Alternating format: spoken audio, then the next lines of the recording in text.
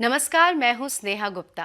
1500 ईसा पूर्व से 1000 ईस्वी तक भारत में चिकित्सा पद्धति का स्वर्णिम काल रहा, क्योंकि इसी समय चरक संहिता और सुश्रुत संहिता का सृजन हुआ। तब से अब तक आयुर्वेद से मॉडर्न साइंस तक हमने चिकित्सा क्षेत्र में आम बीमारियों से लेकर जेनोमिक्स जैसे कई क्षेत्र में बहुत सी उपलब्धियां हासिल की हैं। पर ना तो आज हम सिर्फ आयुर्वेद की बात करेंगे और ना ही सिर्फ जेनोमिक्स की। आज हमारे इस खास कार्यक्रम में बात होगी आयुर्जेनोमिक्स की। आयुर्जेनोमिक्स आयुर्वेद और जेनोमिक्स के सिद्धांतों का एकीकरण है। भारत सरकार के नेशनल हेल्थ पॉलिसी 2017 में आयुर्जेनोमिक्स से जुड़े अनुसंधानों को बढ़ाने पर भी जोर दिया गया है। आयुर्जेनोमिक्स क्या है, इसके फायदे क्या हैं, ये लोगों की बीमारियों पर किस तरह से असर डालेगी, ये सब बताने के लिए हमारे साथ हैं डॉक्टर भावना पराशर और डॉक्टर मिताली मुखर्जी, जो CISR IGIB में वरिष्ठ वैज्ञानिक हैं। आप दोनों का ही हमारे स्टूडियो में बहुत बहुत स्वागत है मैम। डॉक्टर भावना, मैं आपसे शुरुआत करना चाहूँगी। सबसे पहला सवाल यही मन में आता है कि आयुर्जेनोमिक्स, तो ये आयुर्जेनोमिक्स क्या आयुर्वेद और जेनोमिक्स का एकीकरण ही है बस, या कुछ और है? आयुर्जेनोमिक्स आयुर्वेद और जीनोमिक्स का एकीकरण, लेकिन समन्वयात्मक एकीकरण है जी।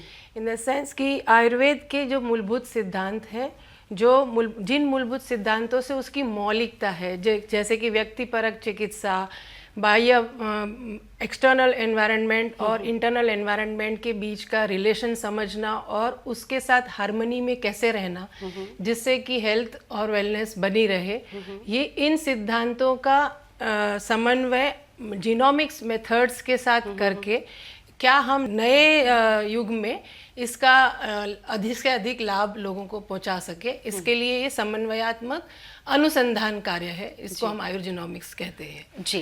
यहाँ पर डॉक्टर मिताली, आप प्लीज़ बताएं कि जो आयुर्वेद और जीन है, इसमें क्या संबंध है, क्या रिलेशन है? एक्चुअली मॉडर्न टाइम्स में जब जेनेटिक्स बोलते हैं तो इसका मतलब ये होता है कि हमारे जो भी जैसे हम दिखते हैं या जैसे हम रिस्पॉन्ड करते हैं या हम लोगों को सबको अलग अलग तरह की बीमारियां होती हैं या डिफरेंटली ससेप्टेबल होते हैं, तो कहीं ना कहीं उसका कारण हमारा जेनेटिक मेकअप है। अच्छा। और एंड ये वाला मेकअप इज़ बिकॉज ऑफ हमारे पेरेंट्स से हम क्या इनहेरिट करते हैं, मदर का during pregnancy what was the environment where the किस परिस्थितियों में वो रही हैं जी, हाँ जी, किस परिस्थितियों में रही हैं या उनका खान पान कैसा रहा है, उनका आहार विहार या उस तरह की चीज़ें। और उसके अलावा हम कौन से एथनिक पॉपुलेशन से आते हैं या हमारे फैमिलीज़ में कुछ चीज़ें ऐसी हैं जो रन करती हैं कोई डिजीज़ेस, तो उन सबको समझ के हम क्या ऐसे इंडिविजुअल्स को समझ पाएँ कि वो जैसे कि वो आगे उसको बीमारियां क्या होंगी, उसका मतलब वी कैन अंडरस्टैंड दैट, ज़्यादा अच्छे से समझ पाएंगे उसे। यही है science of genomics. So and ये वाली science is more for if you understand this, तो फिर आगे के समय में प्रिवेंटिव या प्रेडिक्टिव या हाउ टू मैनेज डिजीज, जब डिजीज होती है, बेसिकली फॉर हेल्थी लिविंग और for better quality of life during diseases. शोध कार्यों से पहले से बचाव अगर ये पता चले, हाँ, तो ये एक सिस्टम ऑफ मेडिसिन की तरफ मूव होते हैं, जो लोग बोलते हैं आजकल P4 मेडिसिन। जी जी। यहाँ डॉक्टर भावना, मेरे मन में एक बात आ रही है कि जब भी कोई बीमारी होती है तो कितना % या कितने आंकड़े ये क्या कहते हैं कि जीन के थ्रू वो आम बीमारियां बच्चों में आएगी या नेक्स्ट जनरेशन में आएगी? जीन्स का और बीमारियों का ऐसा संबंध है कि जीन्स आपको प्रीडिस्पोज करते हैं, यानी कि आपको उसके प्रति आपकी संभावना को बताते हैं जी। लेकिन डिजीज का मैनिफेस्टेशन जीन्स और एनवायरनमेंट दोनों के इंटरेक्शन से होता है। अच्छा। जैसे कि अगर आपके अंदर इस तरीके के जीन्स के प्रति, डिजीज के प्रति अगर आपकी प्रोपेंसिटी है, लेकिन अगर वैसा ही एनवायरनमेंट भी आप सेवन करते हैं तो फिर उसके मैनिफेस्टेशन होने का चांस ज़्यादा होता है जी। तो इसी को आयुर्वेद में यही जो बात मैं कह रही थी कि एक्सटर्नल एनवायरनमेंट और इंटरनल एनवायरनमेंट के इंटरेक्शन के आधार पे उसकी प्रीडिस्पोजिशन या प्रेडिक्शन और प्रिवेंशन बताया जाता है। सो जीन्स, जैसे आयुर्वेद मॉडर्न मेडिसिन में और मॉडर्न साइंस में जिस तरह जीन्स को रिस्पॉन्सिबल बताया गया है कि इसके लिए, वैसे ही आयुर्वेद में इस तरीके का डिस्क्रिप्शन है कि जैसे एक जनरेशन से दूसरी जनरेशन में जो चीज़ें पास ऑन होनी है उसके लिए वर्ड बताया गया है, बीज भागावयव, इस तरीके की डिस्क्रिप्शंस हैं। और इन बीज भाग और बीज भागावयव पे वात पित्त कफ नामक त्रिदोष जो है उनका असर होता है, जिसकी वजह से वो वैसा कार्यान्वित होते हैं या वैसे एक्सटर्नल एनवायरनमेंट के प्रति संवेदनशील रहते हैं, जिसकी वजह से उनकी प्रेडिस्पोजिशन वाली बात जो है वो समझ में आती है। यहाँ पे प्राकृत भी मैंने एक टर्म सुना है, उसके बारे में भी बताएं अगर आप। प्रकृति वही है कि आपके वात पित्त कफ के प्रपोर्शंस एक व्यक्ति के गर्भावस्था काल से ही वात पित्त कफ के प्रपोर्शंस कितने बनते हैं, और वो वात पित्त कफ के प्रपोर्शंस कुछ चीजों से इन्फ्लुएंस होते हैं। अच्छा। जैसे कि इन्होंने बताया एथनिसिटी, फैमिलियल कैरेक्टर्स, ये सब है एज इट इज जो हम इनहेरिट करते हैं, इसमें भी वात पित्त कफ के प्रपोर्शन होते हैं। और जो माता का आहार विहार या और जो फैक्टर्स एक्सटर्नल एनवायरमेंटल फैक्टर्स होते हैं, इन सब से भी वात पित्त कफ के प्रपोर्शंस इन्फ्लुएंस होते हैं। तो इन सब का मिला जुला स्वरूप जो बनता है वात पित्त कफ के फाइनल प्रपोर्शंस का गर्भावस्था काल में, उससे व्यक्ति की प्रकृति निर्धारित होती है, जिसके बेस पे आगे के जीवन के खान पान विषय निर्देश दिए जाते हैं ताकि व्यक्ति स्वस्थ रहे। जी, तो प्रकृति जो है प्रकृति उसी को प्रकृति कहते हैं। वो typical proportion of vata pitta kapha in an individual, and which जिसकी वजह से उसके आगे के शरीर क्रियात्मक जो कैसे विशेषताएं कैसे रिएक्ट करेगा उस पर डिपेंड करता है। तो आयुर्वेद के अनुसार प्रत्येक व्यक्ति अपने स्वयं के प्रकृति के साथ पैदा होता है, जो बहुत हद तक बीमारियों के प्रति संवेदनशीलता और बाहरी वातावरण, आहार और दवाओं के प्रति प्रतिक्रिया निर्धारित करता है। लेकिन यह प्रणाली आज की चिकित्सा के बिल्कुल विपरीत है, जहां बीमारी सामने आने पर ही ज्यादातर इलाज शुरू किए जाते हैं। तो ऐसे में आयुर्जेनोमिक्स के क्षेत्र में और क्या चुनौतियां या संभावनाएं हैं, ये जानेंगे और आयुर्वेद और जेनोमिक्स के इस एकीकरण पर और भी बहुत सी चर्चा करेंगे, लेकिन एक छोटे से ब्रेक के बाद।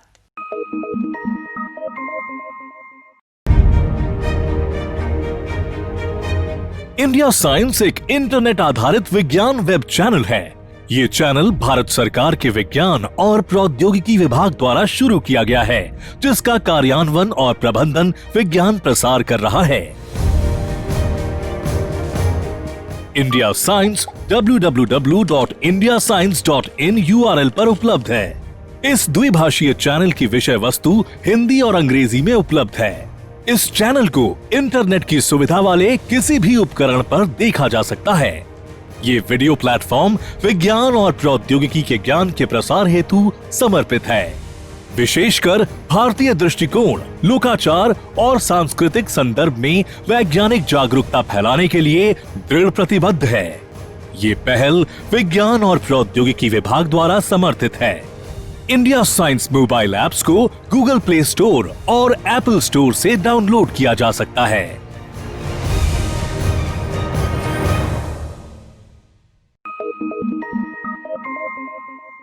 ब्रेक के बाद आपका स्वागत है। आज हम बात कर रहे हैं आयुर्जेनोमिक्स पर और हमारे साथ है डॉक्टर भावना पराशर और डॉक्टर मिताली मुखर्जी।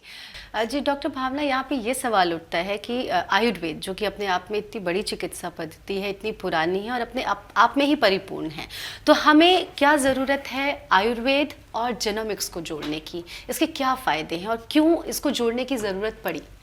आयुर्वेद को और जीनोमिक्स को जोड़ने की ज़रूरत इसलिए है कि आज के युग में जीनोमिक्स और जीनोमिक्स से लिंक्ड मॉलिक्यूलर लेवल की बायोलॉजी, फिजियोलॉजी, ये सारा अंडरस्टैंडिंग मॉडर्न लैंग्वेज का इस लैंग्वेज में डिस्क्राइब, साइंटिफिक टर्मिनोलॉजी में डिस्क्राइब हो रहा है।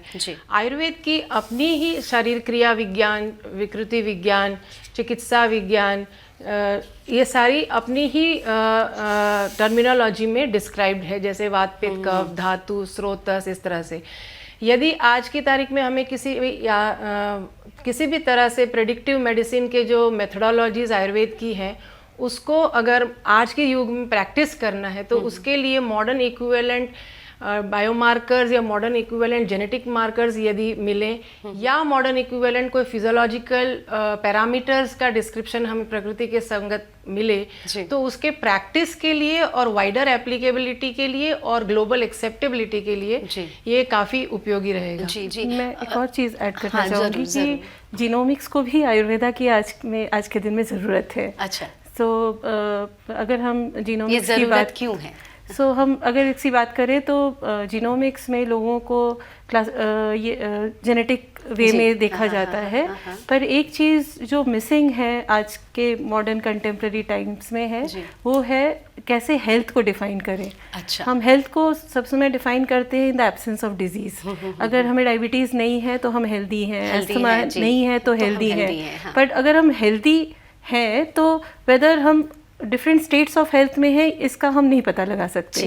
वेराज आयुर्वेदा में ये जो वात पित्त कफ जिस तरह से प्रकृति में लोगों को क्लासिफाई करते हैं, उसमें हेल्दी लोगों को भी क्लासिफाई किया जा सकता है और उसके बेसिस पे ये भी प्रेडिक्ट किया जा सकता है कि किसको कौन से डिजीज़ की प्रोपेंसिटी है। तो अगर हमने बहुत सारा जीनोमिक स्पेस में लोगों को स्टडी भी कर लिया, पर अगर हमको हेल्थ को समझना है तो मुझे लगता है कि इसके प्रिंसिपल्स को अगर हम इंटीग्रेट करें जीनोमिक्स के साथ तो हम हेल्थ की डेफिनेशन को भी ज़्यादा अच्छा बना। एक और इस पे मैं ऐड करना चाहूँगी, जैसे कि आयुर्वेद के लिए प्रकृति एक क्लिनिकल मेथड है। जैसे आयुर्वेद अगर व्यक्तिपरक चिकित्सा कर रहा है तो व्यक्तिपरक चिकित्सा करने के लिए व्यक्तिपरक औषधियाँ जितनी आवश्यक हैं उतना ही व्यक्तिपरक निदान भी आवश्यक है। तो व्यक्तिपरक निदान का एक मेथोडोलॉजी पूरा क्लिनिकल बेस्ड डिस्क्राइब्ड है। उस क्लिनिकल बेस्ड मेथोडोलॉजी आपको स्ट्रैटिफाइड अप्रोच प्रोवाइड करती है, जिससे कि आप जीनोमिक डिस्कवरी के साथ अगर उसको क्लब करें तो राह काफ़ी आसान और तेज़ हो सकती है। स्टडीज़ की बात कर रही थी डॉक्टर मिताली, तो स्टडीज़ आपने काफ़ी 2002 से आई थिंक 2002 से भारत में आयुर्जेनोमिक्स के ऊपर रिसर्च वर्क चला आ रहा है और आप ही दोनों ने करीबन 1000 लोगों से भी ज़्यादा उस पर शोध कार्य किया है, उन पे एक्सपेरिमेंट्स किए हैं। क्या आपको लगता है उस शोध कार्य से क्या निकल के आया और आयुर्जेनोमिक्स में क्या आपको पता चला है, कुछ नई चीज़ें, नई बातें? 2002 में सबसे पहला सवाल तो ये था कि जो मैं बोला कि क्लिनिकल मेथड्स आयुर्वेद के हैं और मॉडर्न के इन्वेस्टिगेटिव मेथड्स हैं, क्या इनमें दोनों में पहली बात तो ब्रिज या समन्वय संभव भी है कि नहीं। वो संभव है कि नहीं ये देखने के लिए हमने prakriti as a window to genomic variations ये देखने के लिए नॉर्मल हेल्दी इंडिविजुअल्स की को डिफरेंट प्रकृतिज में क्लासिफाई करने का काम शुरू किया। अब उसके बाद प्रकृति भी 7 प्रकार की होती है। अच्छा। वात पित्त कफ तो 3 दोष है, लेकिन वात पित्त कफ, वात पित्त, पित्त कफ, वात कफ और वात पित्त कफ, इस तरह से 7 प्रकार की प्रकृति बनती है। इसमें से जो केवल वात, केवल पित्त, केवल कफ, केवल कहने से ज़्यादा यह कि अत्यधिक मात्रा में वात, अत्यधिक मात्रा में पित्त या अत्यधिक मात्रा में कफ, इसके एक्सट्रीम फिनोटाइप्स हम बोलते हैं, ये एकल प्रकृति कही जाती है। और एकल प्रकृति जो लोग होते हैं उनमें क्या वात पित्त कफ की मात्रा अधिक होगी, इस वजह से वो एकल प्रकृति के निर्धारित होते हैं। तो हमने इस 1000 लोगों की प्रकृति स्क्रीन करके ऐसे एकल प्रकृति के लोग हमने आइडेंटिफाई किए थे और उन लोगों में क्या जेनेटिक और मॉलिक्यूलर लेवल पे डिफरेंसेस हैं ये देखने का हमने क्लिनिकल मेथड आयुर्वेद का अप्लाई किया। एकल प्रकृति लोग उसमें से छांटे और उन एकल प्रकृति लोगों का हम जेनोमिक और मॉलिक्यूलर लेवल पे एनालिसिस किया। उस एनालिसिस में हमने ये पाया कि वात पित्त कफ प्रकृति के लोगों में जो नॉर्मल बायोकेमिकल पैरामीटर्स की नॉर्मल रेंज में भी कुछ लोगों में, वात वालों में, पित्त वालों में और कफ वालों में वेरिएशन थे जो कि स्टैटिस्टिकली सिग्निफिकेंट। ऐसे ही बेसलाइन लेवल का जेनेटिक एक्सप्रेशन स्टडी किया, उसमें भी हमने ये डिफरेंसेस पाया। सो मे बी डॉक्टर मिताली इसमें एक चीज़ हम ऐड करना चाहेंगे कि इंडिया का पॉपुलेशन बहुत ही डाइवर्स है, मतलब हमारे बहुत सारे जेनेटिक बैकग्राउंड्स हैं, भिन्न भिन्न प्रकार के लोग हैं। तो कोई एक सवाल आ सकता था कि हमने भिन्न भिन्न जगह से लोग लिए और हम उनको वात पित्त कफ बोल रहे हैं। तो ये हमारी स्टडी में बहुत ज़्यादा खासियत भी थी कि हमने ये एनालाइज कर लिया था कि ये सारे लोग एक ही जेनेटिक बैकग्राउंड को बिलोंग करते हैं और उसमें हमने फिर वात पित्त कफ क्लासीफाई किया। जब हम प्रकृति एनालिसिस कर रहे हैं हम एक ही जेनेटिक बैकग्राउंड के लोगों को स्टडी कर रहे हैं, बिकॉज अगर ये क्वेश्चन भी आ सकता था और ये हम पहली बार कर रहे थे कि हमने प्रकृति ऐसे लोगों की बताई जो कि अलग अलग जगह से आ रहे हैं और जो डिफरेंस दिख रहा है हो सकता है कि वो अलग जगह से आने की वजह से है। बट हमने ये आयुर्वेदा का जो आयुर्वेदा में भी बोला गया है और जो मॉडर्न स्टडी डिज़ाइन में भी होता है कि अगर हम इंटर इंडिविजुअल वेरिएशन देखने की कोशिश कर रहे हैं तो we should do the study in the same background. तो वो हमने इंश्योर किया था। और दूसरी एक और चीज़ जो बहुत अच्छी निकल के आई थी, क्योंकि हमारा ये प्रोजेक्ट एक इंडो रशियन प्रोजेक्ट के तहत में हुआ था, तो इसमें हमारे को एक और काम करना था कि रशिया में जाके प्रकृति करनी थी। और यहाँ से तो हमको सारे रशियंस एक जैसे दिखते हैं, पर हमने वहाँ पे भी कुछ 1500 लोगों पे वहाँ पे भी हमको प्रकृति अलग अलग मिली। तो हमने एक स्क्रीनिंग किया था जो कि उन्होंने भर के हमें भेजा था। फिर हम 4 लोगों की टीम गए थे, डॉक्टर भावना ने वहाँ पे फिर उन लोगों का प्रकृति वैल्यूएशन किया था। हमारी एक और आयुर्वेदा डॉक्टर हमारे साथ थी और वहाँ पे भी हमको देखने को मिला कि दूसरे कंट्री में भी अगर लोग अलग तरीके के भी दिखते हैं उनमें भी प्रकृति होती है। जिसकी वजह से हमें हमारी जो मॉलिक्यूलर स्टडीज़ उसने तो दिखाया ही था कि एट द जेनेटिक लेवल या expression level we could find differences between people, but it also gave us confidence कि इसको अगर हम आगे लेके चले तो ये ग्लोबली भी एप्लीकेबल होगा, एप्लीकेबल भी होगी, पॉपुलर भी होगी। और आई थिंक बहुत ज़्यादा रिसर्च वर्क हमने इसमें किया है, काफ़ी फ़ायदे हैं आयुर्जेनोमिक्स के। और उसको देखते ही भारत सरकार ने भी इसे नेशनल हेल्थ पॉलिसी 2017 में इसके अनुसंधानों को बढ़ाने पे जोर दिया है। और दूसरे देशों में इस एकीकरण को लेकर भी क्या विचार है, ये जानेंगे एक छोटे से ब्रेक के बाद।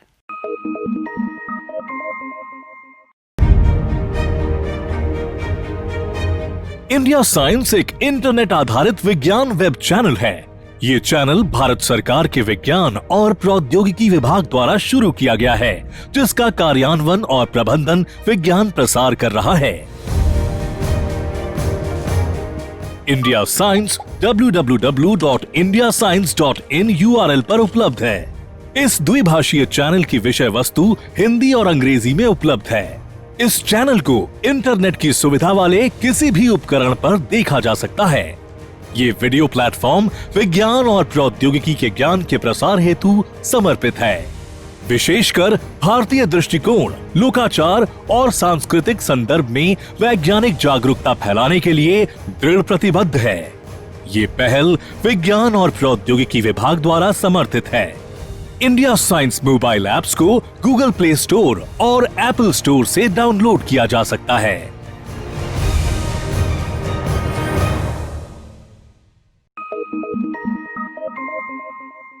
ब्रेक के बाद आप सभी का स्वागत है। आज हम बात कर रहे हैं आयुर्जेनोमिक्स पर।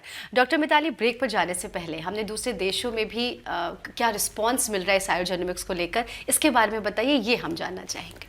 दूसरे देश वाले भी अभी इसको एक्नॉलेज करने लगे हैं कि ट्रेडिशनल मेडिसिन को इंटीग्रेट करना चाहिए।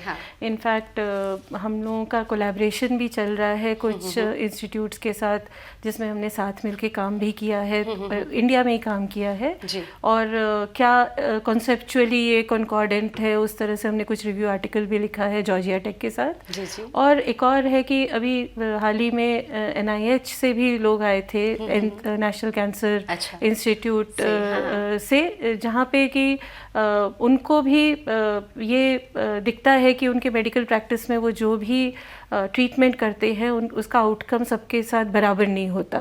तो क्लियरली उनमें कोई डिफरेंसेस हैं और इसको कैसे टैकल करें। और बहुत सारे लोग आयुर्वेदा या ट्रेडिशनल मेडिसिन्स भी अवेल करना चाहते हैं, पर वो किस तरह से किया जाएगा, उसकी साइंटिफिक वैलिडिटी क्या है, उन सब चीज़ों के लिए भी उन्होंने ये हम लोगों से बात की थी कि क्या हम आयुर्जीनोमिक्स को ऐसे स्टडीज़ में इंटीग्रेट कर सकते हैं। तो हमारी ये डायलॉग चल रही है। जी डॉक्टर भावना, यहाँ पे ये भी बात है कि अब 2017 में भारत सरकार ने आयुर्जेनोमिक्स को नेशनल हेल्थ पॉलिसी में भी इंक्लूड किया। उस पर जो रिसर्च वर्क्स चल रहा है उस पर भी और जोर देने के लिए कहा है, इसके बारे में बताएं।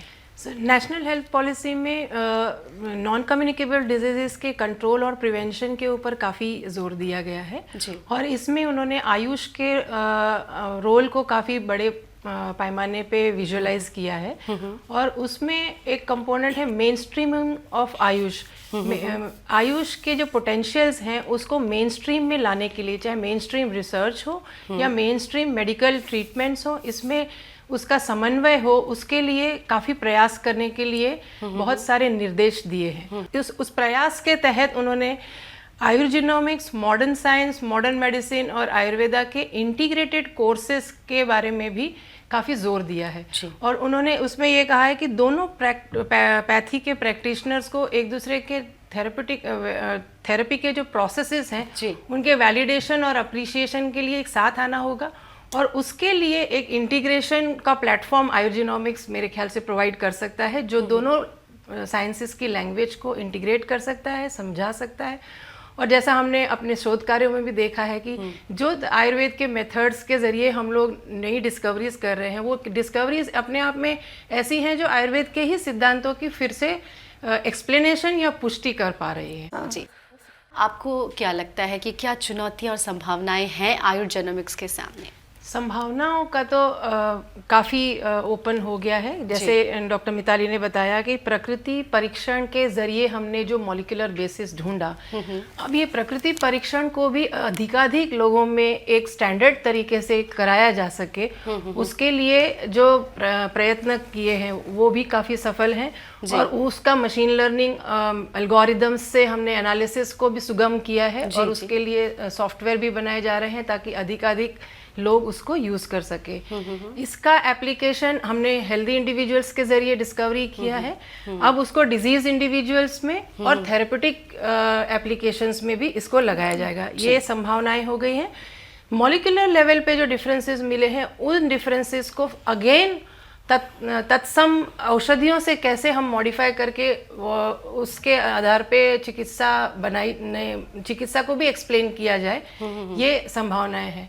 जहाँ तक चुनौतियों का सवाल है, चुनौतियाँ हैं क्रिटिकल मास क्रिएट करने की, अधिकाधिक लोग इसमें जुड़े और अधिकाधिक इसके ऊपर संशोधन कार्य हों ताकि एक उसी इंटरडिसिप्लिनरी अप्रोच से ट्रेंड लोग ज़्यादा हों, ताकि इतने सारे संभावनाओं को केटर करने के लिए उतने लोग भी होने चाहिए। जी जी बिल्कुल। उतने लोगों को ट्रेन करना, उतने लोगों को उस तरीके से